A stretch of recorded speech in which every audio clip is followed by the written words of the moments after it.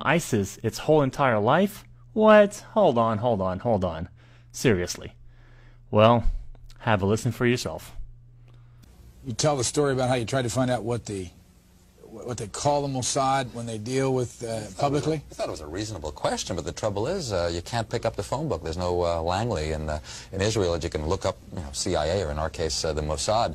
We thought we should ask, what shall we call it in English? You can translate the Hebrew words, as I said, Mossad is institute, but when they write a letter to their friends in the CIA or the British intelligence, what do they call themselves? It took a while. It was a matter of asking the Prime Minister's spokesman. The best you could do, because officially the Mossad is under the Prime Minister's office. And I think he sort of wondered why you want to know and all that, so we explained. And he came up with the Israeli Secret Intelligence Service. I mean, if it were to have initials, it would be ISIS. Just simple words like that. Interestingly enough, kind of a British model. The British don't really like the names MI5 and MI6 for...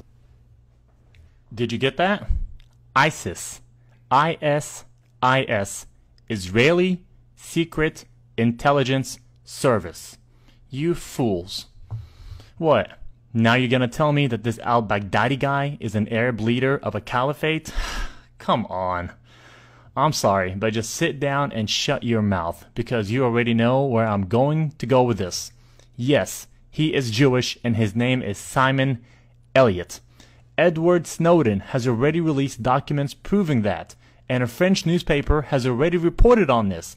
But your Jewish masters in the U.S., especially your terrorist senator, John McCain, will not allow it to be publicized. And here is the same Jewish terrorist, Simon Elliott, masquerading as a leader of the Islamic Caliphate. And here he is hanging out with your Senator, John McCain, orchestrating and funding the new terrorist group. This is all nothing but a charade. And do not think for a minute this is just an isolated incident. They have been doing this for a long, long time. It is time to round up and arrest the majority of U.S. congressmen, senators, politicians, bankers, Wall Street executives, and corporate leaders, because they are all guilty of treason. And in this next clip, I will show how the majority of the quote-unquote Muslim terrorist leaders are actually Jewish and are masquerading as leaders of some sort of radical group only to sell you the propaganda right here in the media in the United States. Adam Gadon, the so-called American Al-Qaeda who proclaimed himself the media maven, if you will, for Al-Qaeda, and was helping to produce a lot of these so-called Al-Qaeda videos that were all over the internet that made Al-Qaeda look really bad and made the Muslims look bad. Should you fail to comply in full, we will deem it sufficient justification to continue to fight and kill Americans. Come to find out, Adam Gadon's real name was Adam Perlman.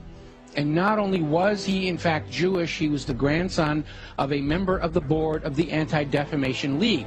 And if you've been following the history of the Anti-Defamation League, you will find out they've been very much involved in covertly supporting a lot of these so-called American Nazi movements. In fact, all the way back, just about the time of World War II, there was this scandal where the head of the American Nazi Party, which had a total membership of like 6, and yet they were getting all this press, was arrested for embezzling from his sponsors, which turned out to be the ADL, so that kind of blew up in their faces. So anyway, we have Adam Perlman, and he's been going around saying, I'm Al-Qaeda, I'm Al-Qaeda, see, I got a turban on my head, I'm a terrible Muslim, gotta hate me, gotta be afraid of me, and of course everybody's laughing at him now because we all know who he is. Okay, so they have brought in the understudy, and there is a new American Al-Qaeda named Yosef Al-Khattab.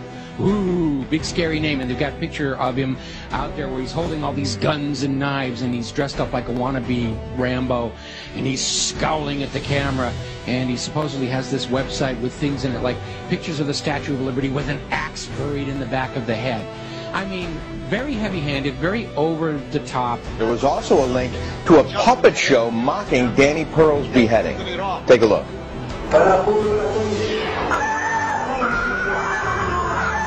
Oh, that's awful. You know, just looking more like a movie prop than anything else here. So as it turns out, this is another fake. His real name is Joseph Cohen. He's a 39-year-old New York City taxi driver, as you mentioned. He called himself Yusuf Al-Khattab, but he was born Joseph Cohen here in America. He is a Jew. And he is another manufactured front to try and convince Americans that Al-Qaeda is actually here in the United States.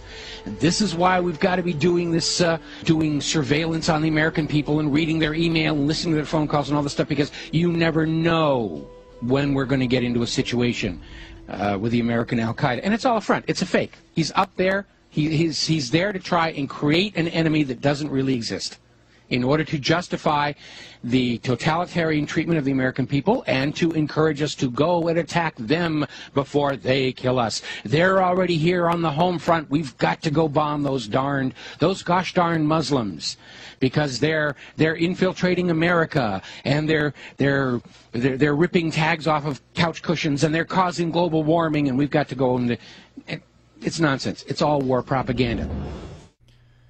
You guys need to listen to me very, very carefully, especially to the American audience. Your country is under attack, and it is not under attack